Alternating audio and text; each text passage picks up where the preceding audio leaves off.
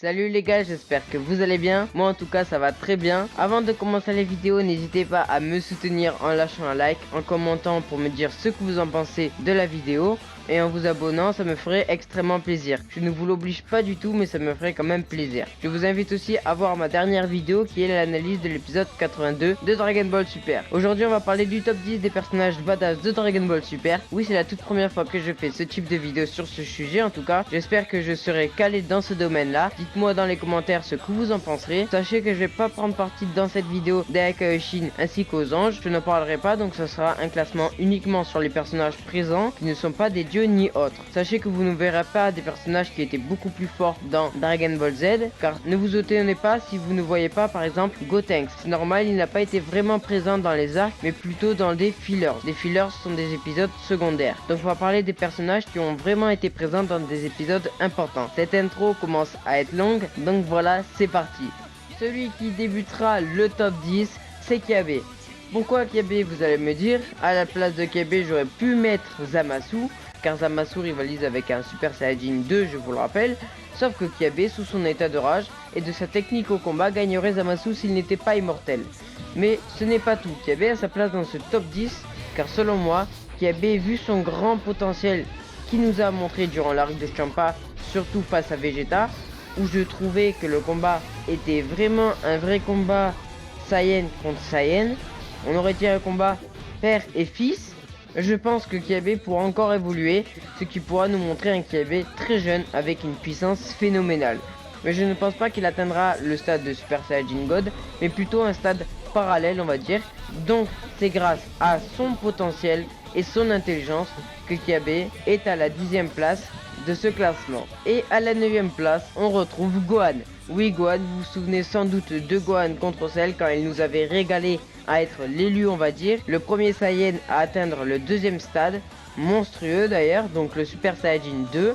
Oui, lui qui est devenu l'être le plus puissant dans Dragon Ball Z, avec son potentiel éveillé, qui nous a aussi montré quelque chose de terrible qui nous a bouleversé tous, l'arc de résurrection de Freezer. Oui, Gohan, depuis tout ce temps-là, a perdu toutes ses capacités au combat, et il est devenu aussi faible que Yamcha malheureusement. Il n'arrivait même plus à garder sa forme de SSJ, donc Super Saiyan, alors qu'avant, il le restait sans problème.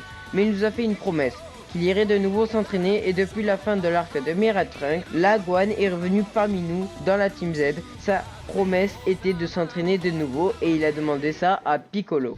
Et il a tenu, même s'il nous a pas dévoilé une nouvelle transformation, même s'il nous a toujours pas montré de nouveau son potentiel éveillé. Non, mais Gohan nous a montré un combat puissant contre Lavanda où Gohan a utilisé son intelligence et sa puissance de Saiyan pour pouvoir battre Lavanda. Même si on le sait, Gohan a fait une égalité, pourtant il est resté debout. Malheureusement, ce n'est pas le tournoi Takeshi Budokai, donc ce fut une égalité, mais le combat était beau et puissant. C'est pour cela que Gohan se place en 2e position pour le moment, et en attendant que Gohan nous montre encore plus de son potentiel. À la 8e place, on retrouve Boo. Oui, Boo que l'on connaît depuis l'arc de Boo lui-même en fait, a été conçu par Bibidi, le père de Babidi. Boo fut pour la toute première fois vu en sortant de son noyau à cause de la puissance fournie par le combat de Vegeta, donc Majin Vegeta et Goku, ainsi que celle de Gohan pour essayer de le détruire tout simplement.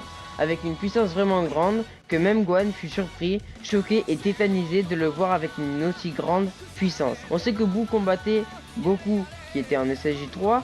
Boo aurait perdu car même Goku le dit que s'il voulait, il pourrait gagner sans problème. Sauf qu'il a voulu laisser la nouvelle génération s'en charger, qui est donc Trunks, Goten et Gohan.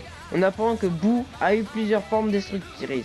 Et sa première forme était la forme Kid Boo, donc Boo pur, qui était très puissante où Boo ne pensait qu'à détruire, il n'avait aucun sentiment. Il a aussi tué le Kaioshin de l'ouest, le Kaioshin du nord. Il absorbera par la suite aussi le Kaioshin du sud, qui le fera devenir le Boo musclé, qui est devenu beaucoup plus puissant mais beaucoup plus long, donc c'est une contrainte pour un combattant. Et a absorbé aussi le Dai Kaioshin, où là Boo est devenu le gentil Boo que l'on connaît maintenant. Boo dans Dragon Ball Super nous a fait attendre un long moment, depuis l'arc donc de Champa, afin de nous dévoiler de nouveau sa puissance colossale.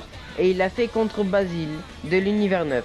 Il nous a montré un bon combat qui m'a fortement plu, car on voit que Boo a de réels sentiments d'amitié, car c'est le Boo gentil, je vous le rappelle, avec Satan. Ce qui fait la victoire de Boo dans le match d'ouverture de Zeno. ce qui fait que Boo a sa place dans le top 10, donc à la 8ème place. À la 7ème place, on retrouve Trunks Ikari. Ce Trunks là vient du futur et on le connaît depuis l'arc de Freezer. Enfin, depuis la fin de l'arc de Freezer. Lorsqu'il est venu sur Terre pour combattre Freezer ainsi que son père nommé Cold. Il est venu sur la Terre afin de les exterminer tous les deux et par la suite prévenir Goku de sa maladie dont il pourra mourir lorsque les cyborgs apparaîtront. Ce qu'il dit est totalement vrai car tout va se passer comme il avait prédit. Il va revenir dans le passé dans l'arc des cyborgs afin d'aider la Team Z qui était dans une galère pas possible car un Saiyan de plus n'était pas de refus. Il fut être le Saiyan le plus puissant avant que Goku et Gohan sortent de la salle de l'esprit du temps en utilisant la forme finale du Super Saiyajin. Il a même dépassé la puissance du Perfect Cell. Malheureusement, il n'a pas pu faire l'affaire car en augmentant sa puissance, son corps est devenu beaucoup trop lent mais plus puissant à la fois, ce qui fera que Trunks perdra le combat. Il ne fera sa réparation que dans Dragon Ball Super, dans l'arc de Black Goku ou bien de Mirai Trunks, donc de lui-même, où il viendra de nouveau dans le passé demander cette fois de l'aide à la Team Z pour combattre le mal qui a annihilé la Terre du futur. Il a donc choisi de prendre les deux meilleurs combattants pour battre Black Goku ainsi que Zamasu. Il va atteindre un stade supérieur au Super Saiyajin 3 que l'on connaît et sûrement inférieur du Super Saiyajin Blue. Donc cette forme s'appelle le Super Saiyajin Ikari. Elle est très puissante, elle ressemble vachement au Super Saiyajin Blue avec une aura bleue vers l'intérieur et une aura de Super Saiyan à l'extérieur. Rappel, elle fut apparue à cause des réflexions faites de Zamasu et de Black sur Trunks en disant que Trunks était lui-même le mal et que s'il n'aurait pas sauvé Goku et les Terriens dans le passé, rien ne se serait passé. Donc cette forme rivalisait avec Black Goku Rosé, donc Black Goku Rosé qui était à peu près égal avec Goku, SSJ Blue ainsi que Vegeta. Donc Trunks rivalisait à peu près avec Black Goku. C'est lui qui clôturera la fin de l'arc de Black Goku, donc en fait il a demandé de l'aide mais un peu pour rien, avec un Genkidama Ken qui est la concentration de toute l'énergie des Terriens pour finalement battre Gatai Zamasu avec son épée à lui, donc celui de Tapion, je vous le rappelle. Et pourquoi cette technique s'appelle le Genkidama Ken? C'est parce que il utilisera toute la puissance des Terriens dans son épée. Je ne pense pas revoir Trunks, ce qui fait sa 7ème place dans le top 10. Et en 6ème position, comme on pouvait s'y attendre, on retrouve la Golden Form de Freezer qui est sa forme parfaite. On connaît Freezer depuis son arc à lui-même en fait. On sait que Freezer sous sa dernière forme, je ne parle pas de la Golden, était apparemment le plus puissant de son univers, sans compter Beerus car c'est Beerus lui-même qui le dit. D'ailleurs Beerus est choqué d'apprendre que Freezer a été battu par un simple Saiyan qui est Goku. Donc Freezer était déjà bien placé dans son univers apparemment. Il nous l'a prouvé dans Dragon Ball Super, dans l'arc de résurrection de Freezer, quand Freezer est ressuscité par ses anciens soldats grâce au Dragon Ball sur Terre. Puis il est dit que Freezer s'est entraîné pour la première fois pendant 4 mois au total. Malheureusement, 4 mois c'est court, voire trop court. Il revient sur Terre pour de nouveau affronter Goku. D'ailleurs, ce sera la première fois que l'on verra le Super Saiyajin Blue de Goku, ainsi que celui de Vegeta. Mais aussi la première fois que l'on verra la puissance colossale de Freezer après un entraînement, donc sa Golden Form. Malheureusement, comme je l'ai dit, 4 mois d'entraînement c'est court. Même si pour lui c'est énorme, il n'a pas assez développé son endurance, ce qui fait que sa Golden Form n'a pas tenu assez longtemps contre Goku. Malheureusement, Goku fut avoir par le soldat Sorbet, avec un coup de rayon sur sa poitrine qui fera tomber Goku par terre sans défense. Malheureusement, Vegeta prit le relais. Freezer, n'ayant plus de force, a décidé, comme sur la planète Namek, de faire sauter la Terre en même temps que lui. Sauf que Whis était présent, remonta le temps pour arrêter la folie de Freezer, ce qui fait que Freezer perdra de nouveau ce combat. Selon moi, Freezer a un potentiel vraiment grand, peut-être voire plus grand que Goku, seulement s'il l'avait exploité plus longtemps, ce qui fait sa 6ème place dans le classement. En 5ème position, on retrouve quelqu'un de fier, quelqu'un qui a changé depuis qu'il a eu une famille, un prince, une personne très puissante. Vous l'avez sans doute compris, je parle bien sûr de Vegeta. Depuis l'arc de Majin Buu, on a connu un Vegeta qui a changé moralement. On voit qu'il aime sa nouvelle vie sur Terre, qu'il aime sa famille. Il nous le fait comprendre dans Dragon Ball Super en profitant, on va dire, de sa famille. On sait depuis quelques épisodes que Vegeta ne se préoccupe plus de s'entraîner, mais plutôt de Bulma qui est enceinte.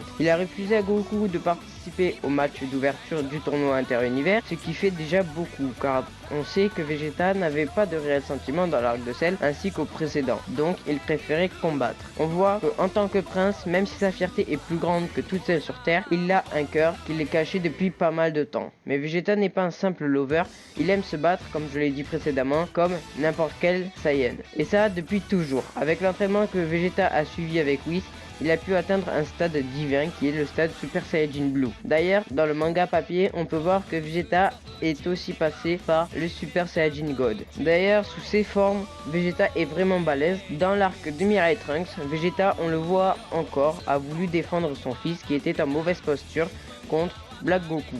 On voit que le lien tel père tel fils ne s'applique plus que à Gohan Goku ou bien Goten Goku, mais aussi à Trunks Vegeta. Vegeta s'est entraîné dur pour devenir encore plus fort que Black Goku Rosé, qui pour le moment était beaucoup plus fort que lui. En revenant, Vegeta a montré une puissance énorme, colossale contre Black Goku, en lui montrant la différence de niveau qu'il y a entre ces deux-là. Vegeta était vraiment balèze et je pense qu'à ce niveau à laquelle il était, il dépassait aisément Goku Super Saiyajin Blue. Vegeta est maintenant devenu un personnage que presque toute fan de Dragon Ball Z aimerait que Vegeta surpasse au moins une fois Goku, car on nous avait bluffé en fait dans l'arc de Majin Buu quand Majin Vegeta a gagné Goku. Goku cachait encore une fois une nouvelle transformation qui était le Super Saiyajin 3 où Goku aurait pu gagner très facilement. Donc c'est pour cela que Vegeta se place en 5e position. Et en 4e position les amis, on retrouve Hit ou Eto en japonais, est un personnage de l'univers 6, donc celui de Champa, donc la Kaishin de l'univers 6. Il a fait sa première apparition dans l'arc du tournoi de Champa contre Vegeta où il débutera le combat, puis après Goku, puis ensuite Monaka. Pendant tout le tournoi, Hit avait l'air d'être très puissant, pas que par son charisme de monstre qu'il dégageait, qu'il pouvait avoir car elle ressemble fortement à celle,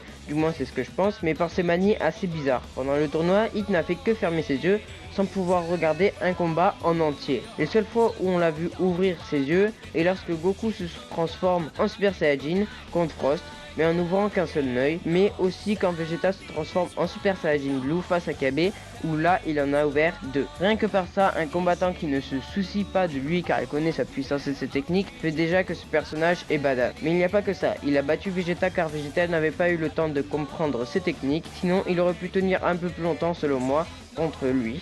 Mais il a tenu tête à Goku qui nous a dévoilé le SSJ Blue Jubai Kaioken qui signifie Kaioken x10. Vous voyez déjà cette badassitude et ce charisme que dégage ce personnage, mais il n'est pas dans le classement que pour cela, car il nous l'explique contre Goku que Hit, chaque seconde de combat qu'il participe, qu'il fait, sa puissance augmente, ainsi que ses capacités et son intelligence augmente également, ce qui fait un adversaire terriblement puissant. J'aimerais bien Hit combattre un adversaire similaire à Toppo car celui qui fait le mal on va dire c'est Hit car c'est un assassin après tout et Toppo c'est la justice. Mais après ces techniques d'assassin pour le tournoi ne pourront peut-être ne pas servir car on nous a dit que personne ne devra tuer, ce qui est essentiel à Hit. Pour qu'il utilise son plein potentiel, il a besoin d'utiliser ses aptitudes d'assassin. Il nous est aussi dit que le monde du vide n'a ni espace ni temps. Alors comment va faire Hit si le temps n'existe pas réellement dans ce monde? Est-ce que Hit pourra utiliser ses pouvoirs au tournoi? C'est une question très importante car Hit a besoin de ses aptitudes, si je peux appeler ça comme ça, d'assassin. Ce qui fait que Hit est pour l'instant en 4e position. Et là on rentre dans le top 3, la 3e place que tout le monde attendait sûrement. Et oui, il n'y en a pas que un malheureusement à cette place, mais 2. Oui, je parle bien sûr de Goku et Black Goku. Tout d'abord, on connaît Goku car de 1, c'est le personnage principal de Dragon Ball depuis ses débuts, et de 2, c'est lui le héros de plusieurs sagas. Goku, depuis tout petit, a donné le sourire à beaucoup de personnes. Depuis Dragon Ball Z, Goku a changé moralement, il a mûri dans un certain sens. Il a dû affronter différents ennemis puissants pour pouvoir arriver au boss, donc son tout premier boss, je le rappelle, qui était donc Freezer. Goku a pu gagner ce combat en se transformant pour la toute première fois en Super Saiyajin à cause de la mort de son meilleur ami qui était Krillin par Freezer. Les arcs s'enchaîna encore et encore, sauf que Goku restait toujours supérieur à Vegeta et toujours supérieur à la Team Z. Il nous le montrera avec l'écart de puissance lorsque Goku se transformera pour la toute première fois en Super Saiyajin 3, qui était un moment vraiment badass. On le sait déjà, Goku est bête, est insouciant, il ne se préoccupe pas de ce qui se passera à côté de lui, sauf quand il en est vraiment nécessaire. Mais c'est ce qu'on aime chez lui. Il nous a toujours dévoilé un stade toujours au-dessus des autres. Dans Dragon Ball Super, sa connerie a augmenté à un point phénoménal, mais sa puissance a également été prise en compte. Goku a pu atteindre un stade divin, donc je parle bien sûr du Super Saiyajin Blue, qui était beaucoup plus fort que les transformations auparavant. Il s'est entraîné dur pour atteindre ce niveau, comme tous les autres niveaux d'ailleurs. Mais il n'y a pas que ça, car il y a aussi Vegeta, ne l'oublions pas. En s'entraînant, il pourrait développer son Super Saiyajin Blue Kaioken pour devenir encore plus fort. Mais je ne pense pas qu'il aura une nouvelle transformation, car ça en ferait beaucoup trop d'un coup et ce serait toujours le même personnage qui aurait un power-up. Pour cela que Goku Super Saiyajin Blue Jubai Kaioken se place en 3ème position au même niveau que Black, où je vais commencer à le présenter. Black Goku est un antagoniste, ou si vous préférez, un ennemi qui n'a pas les mêmes idéologies que certains, c'est comme vous voulez. A été vu pour la toute première fois dans l'arc de Mirai Trunks, où Trunks parlait de lui comme s'il était un dieu, une terreur chez tout le monde en quelque sorte. Il voulait se faire passer pour le gentil Goku que l'on connaît très bien, mais en mal. Black Goku voulait faire régner sa justice à lui, car Black est en fait Zamasu qui a échangé les corps de Goku et lui grâce au Super Dragon Ball, pour que lui seul soit le roi de tout. On sait que Black est un adversaire badass, car à chaque rencontre qu'il a fait avec nos deux Saiyans, il est devenu encore plus fort, car non seulement il a volé le corps de Goku, mais il a aussi hérité de ses capacités de Saiyan. Oui, je parle de la capacité à devenir plus fort à chaque fois qu'un Saiyan frôle la mort, mais aussi la capacité à multiplier sa puissance en se transformant. Il a eu sa transformation à lui-même qui lui est propre, qui est le Black Goku rosé, qui faisait jeu égal à peu près avec le Super Saiyajin Blue, voire le rose l'emportait parfois. Sauf qu'à chaque combat qu'a fait Black, il est devenu encore plus fort que ce qu'il était auparavant. Black aurait été un grand adversaire s'il aurait continué de se battre contre Goku et Vegeta, mais le pire c'est que si Goku avait fait l'erreur de lui montrer le Jubai Kaioken, Black serait arrivé au même niveau que Goku, et cela voudrait dire que plus personne pouvait faire quoi que ce soit à part Goku. C'est pour cela que Black Goku était au-dessus de Vegeta et Hit, mais égal avec Goku, car s'il devait continuer à s'affronter, Black resterait jeu égal avec Goku Super Saiyajin Blue Jubai Kaioken. Et en seconde position, on retrouve le seul et l'unique Vegeto. Oui, Vegeto qui est la fusion des Potala entre Goku et Vegeta. Oui, le guerrier pour le moment le plus puissant de l'univers 7, plus fort que Beerus sûrement, mais attends pas Whis, calme-toi Whis. Bref, là on parle bien sûr de Vegeto Blue, une fusion extrêmement puissante qui relie deux pouvoirs divins en un. On l'a vu la toute première fois contre Buan, donc Pooh qui avait absorbé Gohan, qui était le méchant le plus puissant de Dragon Ball Z, qui était complètement mené par Vegeto. Mais Vegeto n'a pas pu clore ce combat malheureusement, mais on sait qu'il aurait battu très aisément. Et c'est pareil dans l'arc de Mirai Trunks, quand Goku et Vegeta étaient en difficulté contre le mal, à l'état pur qui était donc Buan, et on voit le même scénario quand ils sont à côté des Kaioshin, avec la comparaison entre Buan et Gatai Zamasu. Et là c'est pareil, quand la fusion s'est estompée, lorsqu'ils allaient mettre le coup final, les deux se sont séparés alors qu'ils auraient pu gagner complètement le combat si la fusion ne s'était pas estompée. On voit que ça fait un peu le même scénario que l'on voit au premier coup d'œil et vous le verrez par la suite par vous-même. Pour Vegeto, je ne pense pas qu'on va le revoir. Je ferai une vidéo sur ça plus tard, mais pour l'instant Vegeto reste un personnage emblématique et en sera utile en cas de justice maléfique comme le voulaient Zamasu et Black. Mais Vegeto reste le personnage le plus puissant, je parle le plus puissant que l'on connaisse pour le moment. Il a pu surpasser dans tous les cas le stade de Beerus et selon moi sous cette forme là je parle bien sûr de Vegeto Blue où il serait également visé. C'est pour cela que Vegeto n'est qu'à la deuxième place de ce classement. Mais c'est déjà très bien déjà. Et à la toute première place les amis, on y retrouve le personnage le plus badass qui est donc Gatai Zamasu. Oui, la fusion des Potala entre Zamasu et Black. Avec cette fusion, l'immortalité de Zamasu et la puissance des Saiyans de Blood Goku ont fusionné pour créer un guerrier surpuissant. Mais non pas plus puissant que Vegeto, car je vous rappelle que même si Vegeto aurait battu Gatai Zamasu, de une, il ne l'a pas fait, et de deux, il n'a pas pu le faire à cause de son temps de fusion qui était trop basse. Alors que Gatai Zamasu, lui, restera Gatai Zamasu pour toujours. On va dire qu'ils ont pour but de faire régner leur justice avec un seul et même dieu qui sera juste eux-mêmes. Ils ont pour projet le plan zéro humain. On peut voir qu'ils sont égocentriques, ils ne pensent qu'à eux. Mais c'est ce qui fait son charisme de méchant, car selon type de personne, plusieurs personnes diront que Gatai Zamasu a tout faux sur le long, comme la Team Z par exemple, et d'autres diront qu'il a raison, que les mortels causent trop de problèmes aux dieux et doivent disparaître, même si la majorité serait du côté de la Team Z. Donc ça prouve que ni Black ni Zamasu ne sont des méchants, mais sont vus comme tels. C'est juste leur idéologie qui ne sont pas les mêmes que la Team Z. Gatai Zamasu a une puissance très violente, très destructrice. Il fut amené à sa pleine puissance, je pense, selon moi, quand Goku a foncé sur lui sans aucun doute en Super Saiyajin Blue Jubai Kaioken afin de l'exterminer. Gatai Zamasu étant très tenace, était devenu fou de subir des dégâts aussi colossaux et il fut prévenu par Goku et les autres que vu qu'il avait fusionné avec Black Goku qui n'était pas immortel, son corps n'était plus immortel mais semi-immortel, ce qui fait que son seul point faible car en fait, même s'il est très puissant Gata Zamasu, chaque coup grave qu'il recevra se fera ressentir tout ça à cause de Black Goku qui lui n'était pas immortel mais mortel. Pendant le combat, Végéto et Gata Zamasu, on peut voir que Gata Zamasu se faisait complètement dominer tout au long du combat. Peu importe sous quel niveau de puissance il a pu déployer pour pouvoir en finir avec Végéto Blue. Vous allez me dire oui mais Végéto Blue l'a complètement défoncé pendant le combat, ce que je conçois. Oui, Gata Zamasu s'est fait défoncer, mais lui sa fusion restera pendant toute une vie. Alors que Végéto là, sa fusion n'a même pas tenu 5 minutes d'épisode si je me souviens bien. Ce qui fait que Zamasu est pour le moment le plus puissant personnage badass de Dragon Ball Super. Mais malheureusement ce n'est pas Végéto qui clôturera cette fin d'arc, mais c'est Mira et Trunks avec, comme je l'ai dit précédemment, le Genkidama Ken. Vous allez me dire les amis, ouais mais c'est bizarre, il n'y a que des personnages dans de l'arc de Mira et Trunks. À peu près, il y en a en tout 4 je crois. C'est normal parce que vu que c'est comme dans Dragon Ball Z en fait, plus t'avances dans les arcs, plus les adversaires seront puissants. Et vu que le dernier arc est celui de l'arc de Mirai Trunks, c'est sûr que les personnages se baseront sur l'arc de Mirai Trunks. C'est normal selon moi. Et avec le tournoi inter-univers qui arrivera plus tard dans Dragon Ball Super, là on pourra changer le top avec des personnages différents de ce qu'on avait avant. Donc vous l'avez donc tous compris les amis, la vidéo est terminée, j'espère qu'elle vous aura plu, en tout cas moi ça me fait plaisir de vous en faire, sachez-le. Dites-moi dans les commentaires si vous voulez que j'en refasse une au plus vite avec mon temps que j'ai, car je suis désolé mais j'ai beaucoup de trucs à faire, j'en suis navré. Faites-le moi savoir, lâchez un pouce bleu pour me faire plaisir et surtout les amis, abonnez-vous en activant la notification, soyez présents sur la chaîne pour qu'elle s'agrandisse de plus en plus. Merci encore, sur ce, ciao les gars.